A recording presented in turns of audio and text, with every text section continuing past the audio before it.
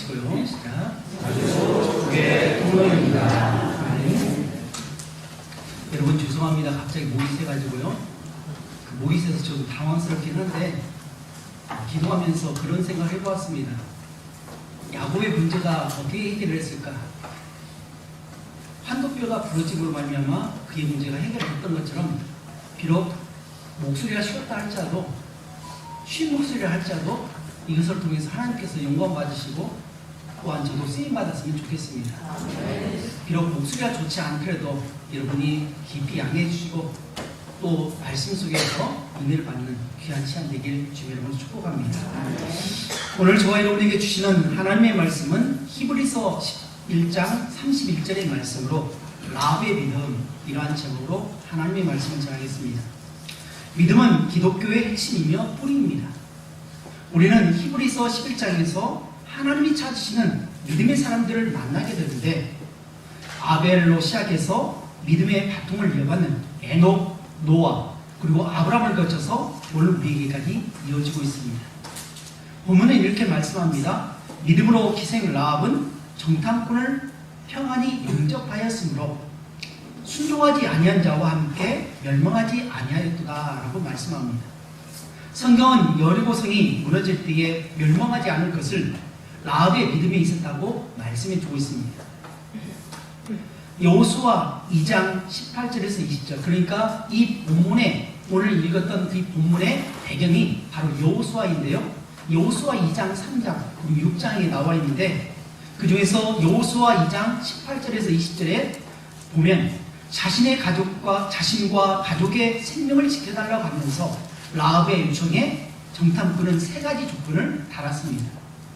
첫 번째로는 창문에 붉은 줄을 매달 것이라고 했습니다. 두 번째로는 온 가족이 다 함께 모여 집에서 나가지 말 것이라고 요청했습니다. 세 번째로 정탐 사실을 누설하지 마라. 지금 우리가 왔다 간 것을 누구에게도 절대 말하지 마라. 이것을 세 가지를 지키면 너의 가족을 지켜주겠다라고 그렇게 약속을 했습니다. 라합이 바라보며 붙잡고 순종한 붉은 줄 한 가닥이 가정을 살리고 인생을 살렸던 것입니다. 사랑하는 여러분, 여러분은 믿음이 무엇이라고 생각하십니까? 우리는 늘 믿음이 있었냐고 생각하고 믿음이란 나름대로의 그런 생각을 가지고 있는데 믿음이란 무엇일까? 내 모습, 내 마음, 내 처지가 어떻게 됐다 할지라도 여기에 개의치 않고 붉은 줄을 바라보는 것이 믿음이라고 하는 겁니다. 내 상황이 어떠하든지 붉은 줄을 포기하지 않는 겁니다.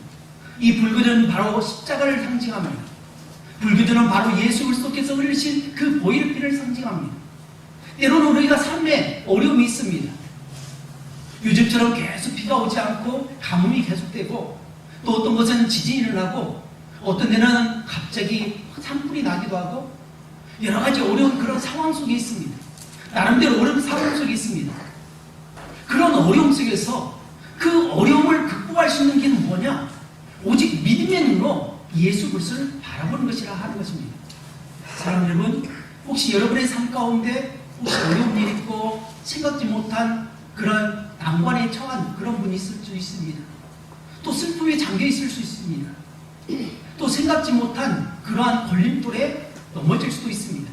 그럴 때마다 오늘 기생 라합이 이 붉은 줄을 내려놓고 붉은 줄을 바라보았을 때에 구원받았던 것처럼 저와 여러분도 그런 삶을 살아가시길 주님으로 축복합니다.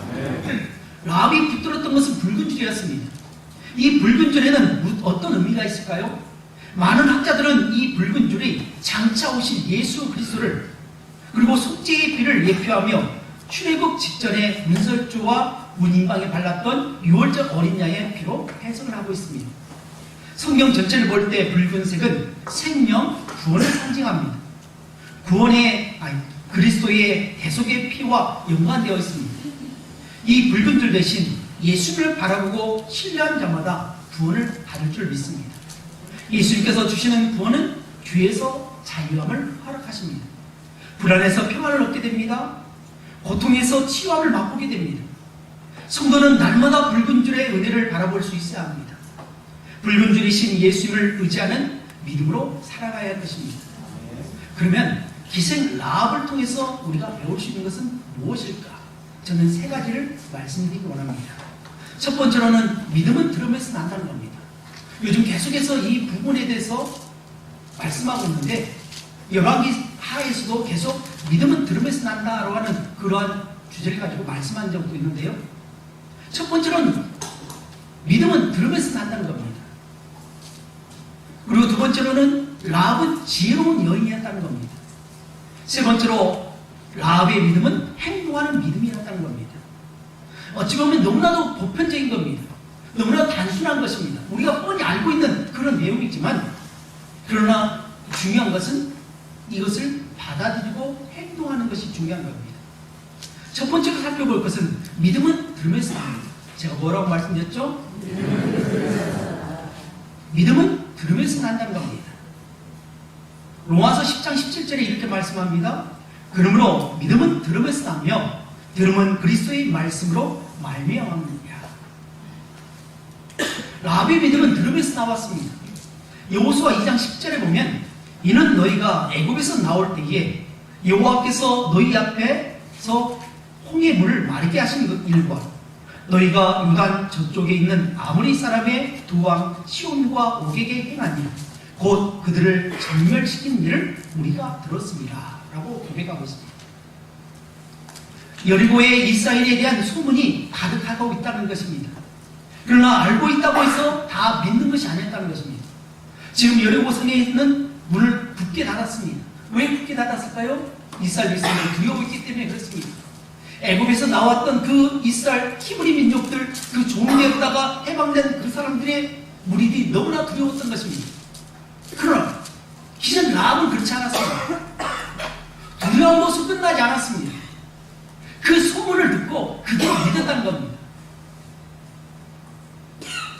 라합은 그 소문을 듣고 하나님을 두려워했습니다. 다른 교회감입니다. 9절에 보면 우리가 너희를 심히 두려워하고 이 땅 주민들이 다 너희 앞에서 담담히 눕나니 라고 했습니다.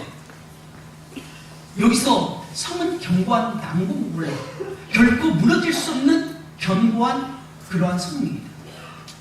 역사학자에 의하면 탱크 두 대가 서로 지나갈 수 있는, 그러니까 보통 우리가 우리 도로가 있잖아요. 우리 그 2차선 왕복 2차선 도로보다 훨씬 넓은 그 두께의 견고한 성이 바로 여리고성입니다. 그런데 하나님께서 이스라엘 백성들을 통해서 행하신 일을 듣고 여리고 사람들이 두려워했고 담담히 녹았다는 겁니다. 11절에 보면 너희 하나님 여호와는 상천하지의 하나님이시다. 하늘의 하나님이시고 땅의 하나님이시라고 고백하고 있습니다. 라합은 여리고성의 멸망을 알고 있었습니다. 시대의 징조를 알고 있었습니다. 성도는 자기가 살고 있는 이 세상이 불언간에 멸망할 것을 아는 지혜가 필요합니다. 어떤 사람이 지혜로운 사람일까요? 미래에 대해서 아는 사람이 지혜로운 사람입니다. 미래를 예측하고 미래에 어떻게 될 것을 예측하면서 지금 현재를 준비하는 사람이 지혜로운 사람입니다. 그래서 성경에는 개미에게서 가서 지혜를 배우라 라고 말합니다. 왜 그럴까요? 개미는 비가 오게 되면 우리가 어렸을 때도 보면 소풍을 가죠. 우리는 보통 소풍을 간다고 해서 지나가다 거기를 막 돌을 놓기도 하고 아니면 이렇게 선을 긋기도 해서 방해를 놓는 경우가 있는데 사람들은 알지 못합니다. 사람들은 알지 못하는데 개미는 어떻게 합니까? 계속 무언가 증상이 있기 때문에 미리미리 움직인다는 겁니다. 미문에 부족한 그 개미에게서 지혜를 배울 수 있습니다. 세상에 미래를 아는 사람이 어디 있습니까? 아무도 없습니다. 믿음의 눈이 열려있지 않는 이상 볼 수가 없습니다. 여호수아 2장 8절에서 9절에 이렇게 말합니다. 두 사람이 눕기 전에 라합의 지붕에 올라가서 그들을 이르러 말하되 여호와께서 이 땅을 너에게 주신 줄 아노라 라고 했습니다. 여리고 사람들은 두려워함으로 떨고 있었지만 이 기생 라합은 이 여리고 땅을 너에게 줄 줄로 이스라엘 백성에게 주는 줄로 나는 아노라 라고 했습니다. 어떻게 알았을까요? 하나님 경외함으로 말미암아 들음으로 말미암아 그것을 믿음으로 받아들였다는 겁니다. 오늘날 인터넷이 있는 것도 아니고 전화가 있는 것도 아니고 인공위성이 있는 것도 아니었습니다. 근데 그 소문을 듣고 어떤 사람은 소문을 듣고 두려워한 것으로 절벌벌 떨고 있는 것에 비해서 이 기생 라합은 두려움을 뛰어넘어서 그것을 믿음으로 받아들였다는 사실입니다. 두 번째로 라합은 지혜로운 여인이었다는 겁니다. 그녀는 애굽에 노예했던 한 민족이 거기서 그러니까 애굽에서 나와서 기적처럼 탈출하고 홍해 바다를 육지처럼 건넜던 것이나 또 40년간 광야 생활을 버텨내면서 시온과 옥의 군대를 전멸시킬 일련의 사건들 이스라엘 백성들의 힘만으로 이루어진 것이 아니라 하나님의 은혜로 이루어졌다는 것을 알고 있었습니다. 그녀는 이 모든 일이 이스라엘을 도우시는 하나님의 능력, 무한한 능력에 있음을 그녀는 알고 있었다는 겁니다. 옛날에 어떤 한 양반이 배를 타고 강을 건너게 되었습니다. 얼마나 꿈을 졌을까요? 그 사람은 벼슬이 좀 높았던 것 같습니다. 그래서 사공에게 저 강 건너로 달라고 돈을 좀 주고 강을 건넜습니다. 한참 건너다가 이 양반이 자랑하고 싶었습니다. 자기의 지위, 자기 알고 있는 것을 자랑하고 싶었습니다. 그래서 이렇게 물었습니다. 여보게, 자네는 철학을 알고 있는가? 라고 했자 사공이 모릅니다. 라고 했습니다. 그럼 자네는 인생의 4분의 1을 모르고 있는 거네? 라고 말했습니다. 그럼 진리학은 알고 있는가? 라고 물었습니다. 사공은 역시 모른다고 했습니다.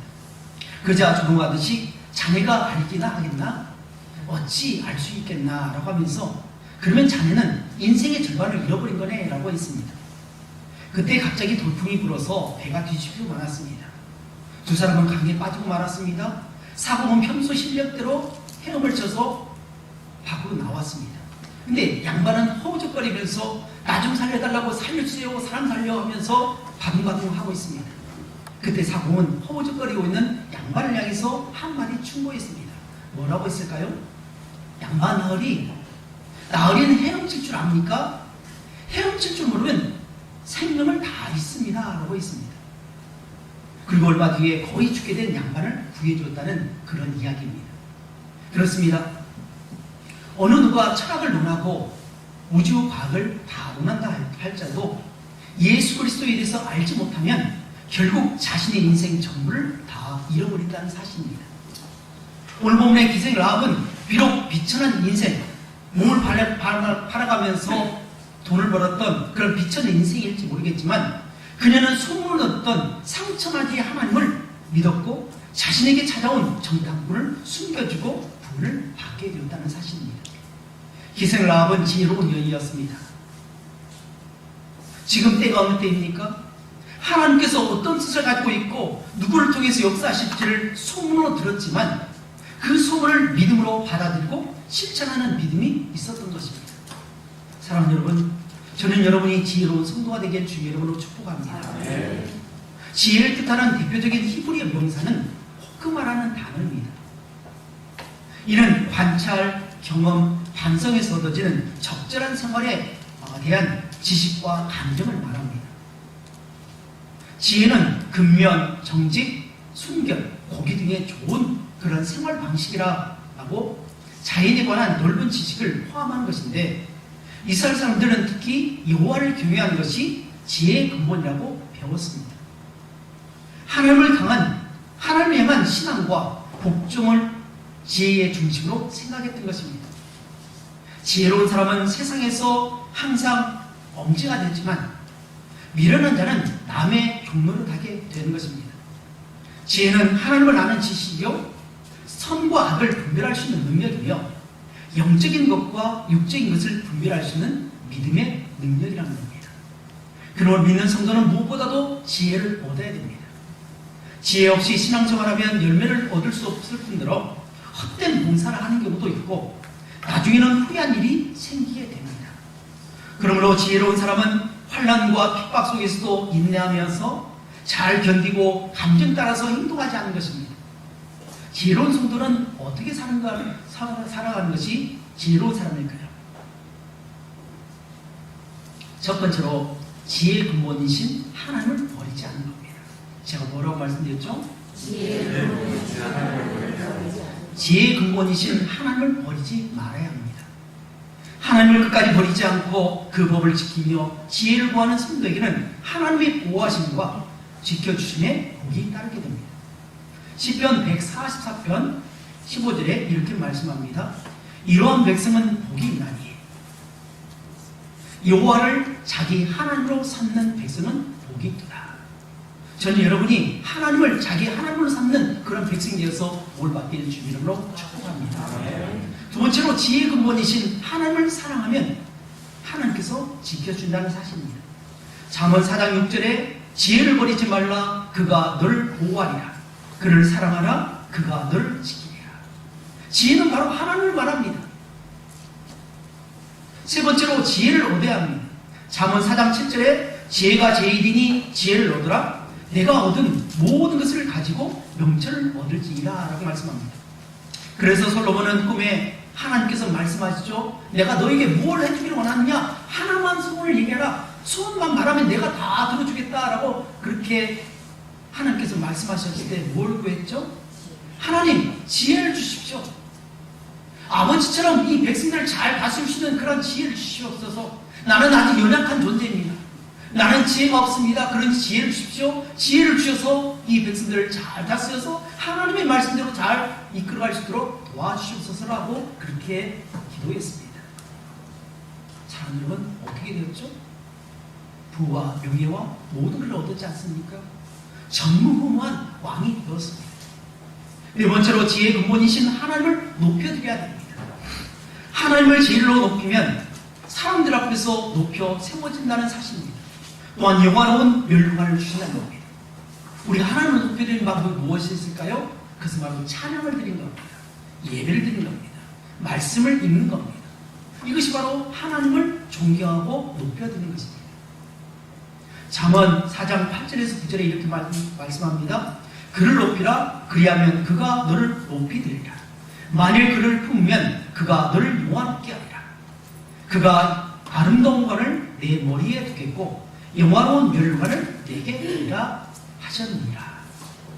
그러므로 성도는 지혜가 되신 하나님을 마음에 품고 말씀 속에서 지혜를 사모하며 하나님이 주신 지혜를 얻고자 소망을 가져야 합니다. 그리고 하나님께서 주시는 지혜를 통해서 성공적인 인생을 살아가시길 주 이름으로 축복합니다. 마지막 세 번째로 라합의 믿음은 행동하는 믿음이었다는 겁니다. 라합이 하나님을 믿었고 또 믿음을 가졌을 뿐만 아니라 그녀는 믿음을 행동으로 옮겼던 겁니다. 야고보서 2장 17절에 이렇게 말씀합니다. 이와 같이 행함이 없는 믿음은 그 자체가 죽은 것이라. 죽은 믿음이란 아무런 역사를 일으킬 수도 없고 생명력이 없는 믿음이라는 의미입니다. 데살로니가전서 1장 3절에 사도 바울은 데살로니가 교회를 향해서 너희의 믿음의 역사와 사랑의 수고와 우리 주 예수 그리스도에 대한 소망의 인내를 우리 하나님 아버지 앞에서 쉬지 않고 기억함이니 라고 안부를 전하고 있습니다. 이 말씀을 보면 믿음의 역사와 사랑의 수고와 소망의 인내라는 표현이 나오는데 참된 믿음은 행함을 통해서 드러난다는 사실입니다. 역사가 없는 믿음, 행함이 없는 믿음은 곧 죽은 믿음이라는 겁니다. 또 야고보서 2장 26절에 이렇게 말씀합니다. 영혼 없는 몸이 죽은 것 같이 행함이 없는 믿음은 죽은 것이다. 그런데 라합의 믿음은 행함이 있는 믿음이었다는 사실입니다. 라합은 하나님을 믿기로 선택했습니다. 제가 뭐라고 말씀드렸죠? 라합은 누굴 믿기로요? 하나님 믿기로 선택했습니다. 살기를 선택했습니다. 그는 민족에게는 배신자요 반역자이겠지만 하나님을 선택하였습니다. 라합의 관심은 오직 가족 부원에 있었다는 겁니다. 가족의 생명을 선택했습니다. 라합의 관심사는 재물도 지위도 아니었습니다. 만약 재물이나 지위를 얻기 원했다면 지금 정탐꾼을 고발하면 됩니다. 지금 정탐꾼을 착수해서 사람들이 군사들이 몰려왔습니다. 그래서 군사들이 몰려왔기 때문에 그들을 고발하면 당장 어떤 대가를 얻을 수 있습니다. 왕에게 지위를 얻을 수 있습니다. 그렇지만 그걸 선택하지 않았습니다. 가족의 구원이 먼저였습니다. 왜요? 이 라합은 이 여리고성이 반드시 무너질 것을 믿었다는 겁니다. 하나님께서 이 여리고성을 무너뜨리게 되면 다 죽습니다. 다 죽는데 그 죽음에서 나의 가족을, 내 친척을 살려달라고 그렇게 요청했다는 겁니다. 여호수아 2장 12절에서 13절에 이렇게 말씀합니다. 그러므로 이제 청하노니 내가 너희를 선대하였은즉 너희도 내 아버지 집을 선대하도록 여호와로 내게 맹세하고 내게 증거를 해라. 그리고 나의 부모와 나의 남녀 형제와 그들에게 속한 모든 사람을 살려주어 우리 목숨을 죽음에서 건져내라 라고 요청했습니다. 그래서 라합은 자신만 구원받기를 원하는 것이 아니라 자신의 부모, 형제, 나아가서는 자기 친척들을 다 보내줄 것을 믿고 강력하게 요구했습니다. 라합은 가족의 구원을 조건부로 제시했습니다. 그러자 정탐꾼은 다음과 같이 약속합니다. 18절인데요. 우리가 이 땅에 들어올 때에 우리를 달아 내려온 창에 이 붉은 줄을 메고 내 부모와 형제와 내 아비의 가족을 다 내 집으로 모으라. 붉은 줄을 매달라고 말합니다. 이뿐 아니라 붉은 줄을 매달고 그곳에 다 모으라고 말합니다. 실제로 여호수아는 그 약속을 신실하게 이행하는 것을 발견하게 됩니다. 여호수아 6장에 보면 22절 23절에 이렇게 말씀합니다. 여호수아가 그 땅을 정탐한 두 사람에게 이르되 그 기생의 집에 들어가서 너희가 그 여인에게 맹세한 대로 그와 그에게 속한 모든 것을 이끌어내라 하며 정탐한 젊은이들이 들어가서 라합과 그의 부모와 그의 형제와 그에게 속한 모든 것을 이끌어내고 또 그의 친척도 다 이끌어내어 그들을 이스라엘 진영의 진 밖에 두고 라고 했습니다. 지금 우리 주에도 아직도 구원받지 못한 사람들이 있습니다. 그 사람이 누구입니까? 내 남편일 수 있고 내 아내일 수 있고 내 딸일 수 있고 내 사위일 수도 있고 내 자녀일 수도 있고 내 부모일 수도 있습니다. 형제 자매일 수 있습니다. 우리는 우리 스스로에게 이 질문을 던져보아야 됩니다. 나는 라합처럼 가족 구원에 대해서 애절한 마음을 가지고 있는지. 저도 오늘 새벽에 아브라함이 롯을 위해서 6번에 걸쳐서 계속해서 하나님 앞에 강력하게 요구하면서 겸손하게 기도했던, 간절히 기도했던 그 모습을 통해서 얼마나 회개했는지 모릅니다. 제가 목사로 있지만 여전히 내 가족 안에도 예수 믿지 않는 가족이 있고 친척 중에도 예수 믿지 않는 자녀가 가족이 있고 또 우리 주에도 교회 주에도 너무나 많은 하나님을 알지 못하는 사람들이 있는데 오늘 우리는 우리들만의 잔치를 우리들만의 리그로 어떻게 보내고 있는지 그런 모습에 정말 철저하게 회개했습니다. 사랑하는 여러분, 왜 하나님께서 50여 년 전에 이곳에 동산교회를 세우게 하셨을까요? 우리는 끊임없이 고백합니다. 이곳에 동산교회가 세워질 곳이 아닌데 동산교회가 세워졌고 크고 작은 사건, 사고 속에서 교회가 공중분해될 수밖에 없는 그런 위기 가운데 있었는데 하나님께서 그 위기 가운데 이 교회를 굳건하게 세워주시고 성장시켜주신 이유가 뭘까? 하나님께서는 저와 여러분에게 뜻이 있고 동산교회에 뜻이 있다는 겁니다. 하나님께서는 나만 구원받고 나만 천국 가는 것을 원치 않습니다. 지금 여리고성에는 수많은 사람들이 있지만 그 사람들이 두려울 뿐이지 그들이 하나님을 믿음으로 받아들이지 않습니다. 오직 받아들인 사람은 누구였습니까? 기생이 나아갔습니다. 어찌 보면 지위적으로 너무나 낮은 천한 여인이었습니다. 그 여인이 어떻게 합니까? 믿음으로 받아들이고 그 믿음으로 받아들인 것뿐만 아니라 내 가족을 살려달라고 내 친척을 살려달라고 간절히 그렇게 요구했던 그래서 사람들이 붉은 줄을 창문에 내렸을 때 도대체 저 집은 뭔 집인데 저 여인은 저렇게 창문에 그런 붉은 줄을 내렸을까? 의심 어린 그러한 눈초로 바라보았겠지 않습니까? 그래서 라비요, 그 붉은 줄이 무엇입니까? 물었지 않겠습니까? 그런데 어떻게 했죠? 철저하게 약속을 지키며 말하지 않았습니다. 그 붉은 줄은 바로 예수 그리스도입니다. 성경에는 끊임없이 구약, 신약 할 것 없이 모든 것에서 예수 그리스도를 예표하고 있습니다. 이 붉은 줄을 매달 때마다 또 불뱀에 물려서 죽어가는 수많은 사람들이 있을 때에 노뱀을 만들어서 장대에 높이 달아라, 그 높이 달린 장대를 바라보는 그 노뱀을 바라본 자마다 뱀에 물렸지만 살 것이다 라고 하나님은 분명히 말씀하고 있습니다. 이 사실을 저와 여러분 너무나 잘 알고 있습니다.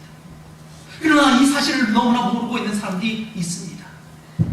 여전히 예수 그리스도를 믿으라고 예정하지만 말을 하지만 그들이 여전히 믿지 않고, 그래서 때로는 우리가 피난을 당할 때도 많습니다. 당신이나 믿으십시오. 나는 안 믿을 테니까 당신이나 믿으십시오 하면서 괜히 우리가 뻔히를 하는 것처럼 그렇게 느껴질 때가 많지 않습니까? 내가 뭐가 아쉬워서, 내가 그 사람이 뭐가 아쉬워서 내가 지금 이렇게 이 핀자를 드냐, 창피해서 못 전하겠다라고 하면서 낙심한 경우가 있지 않습니까? 아닙니다. 그들은 믿어지지 않기 때문에 그렇다는 거죠. 믿음은 들으면서 합니다. 들려줘야 됩니다. 알려줘야 됩니다. 끊임없이 알려주고 끊임없이 들려주고 해야 할 사명이 저와 여러분에게 있는 줄 믿습니다. 하나님께서 왜 스스로 이 땅에 오셨을까요? 선지자를 보내시고 회개하라 회개하라 그렇게 선포하셨지만 어떻게 합니까? 그들을 죽이고 쫓아내고 매를 때리고 있습니다. 그래서 자기 아들을 보내면 주인을 생각하면서 돌이킬 것이라고 했는데 어떻게 합니까? 포도원 밖에서 사람을 죽였습니다. 그분이 바로 예수 그리스도입니다. 십자가에 못 박혀 죽으셨지만 그러나 그분은 사흘 만에 부활하신 영광의 하나님이심을 저는 믿습니다. 여러분 믿으십니까? 이 하나님을 우리는 전해야 할 줄로 믿습니다. 그래서 전도는 내 사랑하는 가족을 구원하는 겁니다. 그 사실을 증거하는 것입니다. 비록 지금은 안 믿지만, 지금 깨닫지 못하지만 끊임없이 전하는 것입니다. 그래서 저는 아침마다 새벽 예배 마치고 나서 한 150여 분에게 계속 카톡을 보냅니다. 어떤 분에게는 답장이 옵니다. 어떤 분에게는 묵묵부답입니다. 어떤 분이 읽어보지도 않습니다. 그 중에는 목사님도 계시고 어떤 분은 신앙인도 있고 우리 성도도 있습니다. 그렇지만 믿지 않는 분도 있습니다. 그러나 계속 보냅니다. 왜 보낼까요? 그 말씀을 받고 어느 순간 깨달을 때가 오다니 하나님께서 그 말씀 한 구절을 통해서 카톡이라는 그 도구를 통해서 복음을 전하면 그분이 예수 믿고 구원받기를 바라는 그 간절한 마음이 있기 때문에 보냅니다. 사실 이걸 보내려면 20분, 30분 걸립니다. 일일이 한 사람 한 사람한테 개인 카톡을 보내야 하니까 비록 복사해서 보냈지만 보냈다가 잘못 보낼 수도 있고 이것을 계속 반복하는 이유는 무엇입니까? 우리는 복음을 전해야 할 사명이 있습니다. 사실 알고 보면 내가 지금 구원받은 것은, 내가 하나님의 백성이 된 것은 누군가가 희생했기 때문에 그렇습니다. 선교사님들이 목숨을 바치고 정말 미지의 땅 입구까지 오셔가지고 하나님의 말씀을 바치면서 아버지가 안 되니까 아들이 오고 아들이 안 되니까 어머니가 오고, 그래서 얼마나 많은 선교사님들이 희생을 당했습니다.